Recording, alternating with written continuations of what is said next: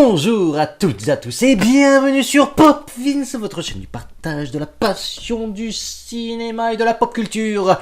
Aujourd'hui, je vais jouer au chafouineur en vous parlant du film The Monster de Brian Bertino. Mais avant d'aller plus loin, comme vous pouvez le remarquer, changement de cadre, c'est exceptionnel. Mais préparez-vous peut-être à du changement aux alentours.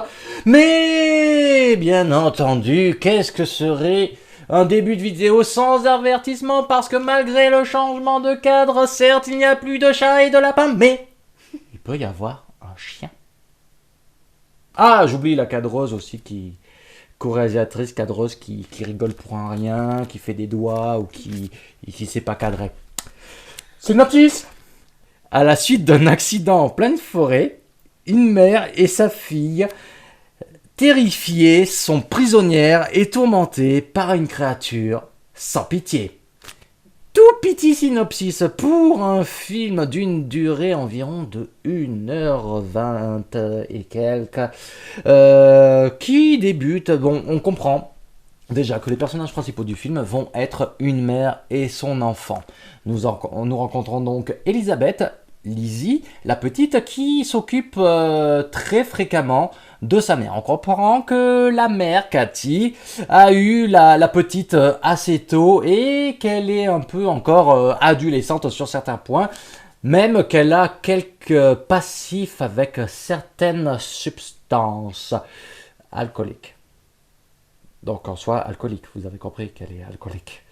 Après, c'est à savoir si c'est un passif ou si c'est toujours actif. Voilà.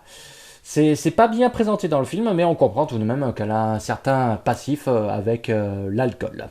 Ce que sa fille a justement tenté de faire arrêter sa mère d'en consommer. Toutefois, par rapport à certaines difficultés relationnelles entre la petite et la fille, la petite a décidé, a émis le souhait de vouloir vivre chez son père.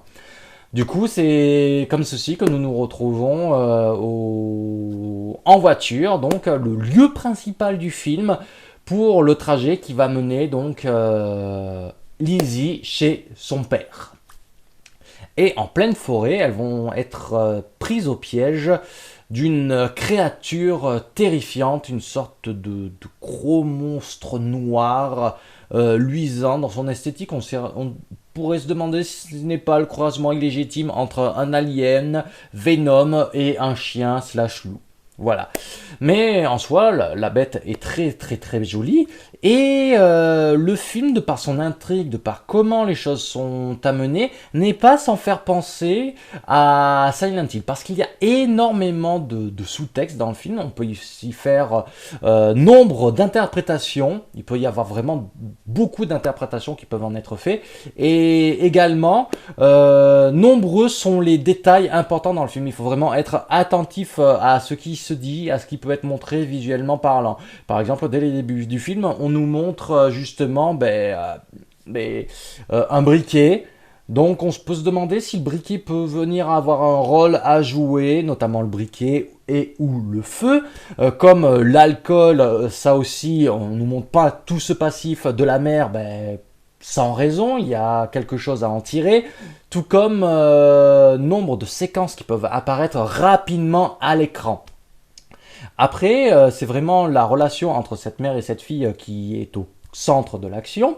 Il peut intervenir des personnages secondaires, cependant ces personnages secondaires sont des seconds couteaux, ils sont là pour amener certains éléments d'action, certains éléments qui vont servir par la suite à l'intrigue, qui vont faire évoluer l'intrigue, notamment ces seconds couteaux, ils vont surtout se faire dévorer, subir le courroux de cette créature qui intervient de manière spontanée, et justement là où c'est bien dans ce genre de film, d'ambiance d'horreur, c'est que moins on voit la créature, plus elle inquiète, et ici c'est notamment le cas.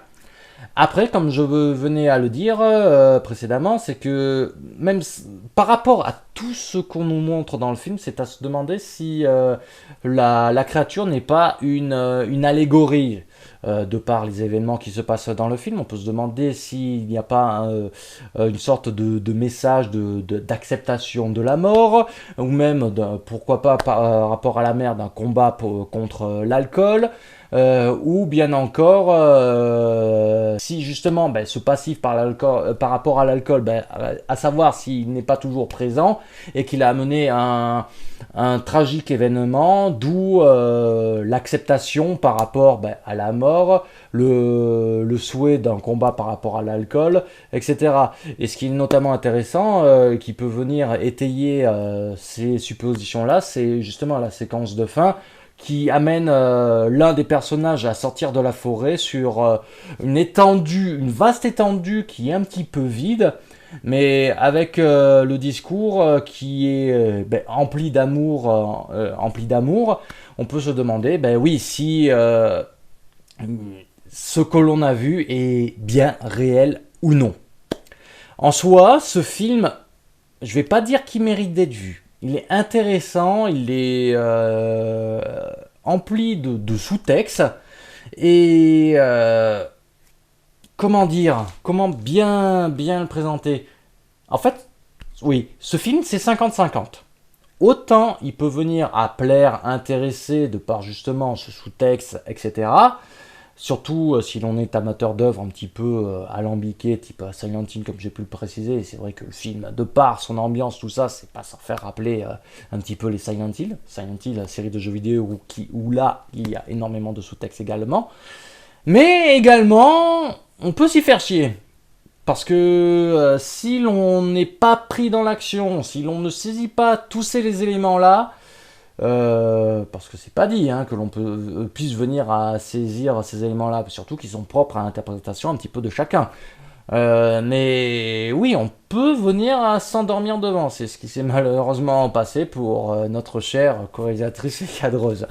Donc oui, The Monster, en fait, je peux vous le recommander, mais c'est vraiment un film alambiqué qui peut plaire comme ne pas plaire. Donc au final, c'est vraiment à selon votre goût, selon votre envie de vous y intéresser que vous pourrez venir à le regarder.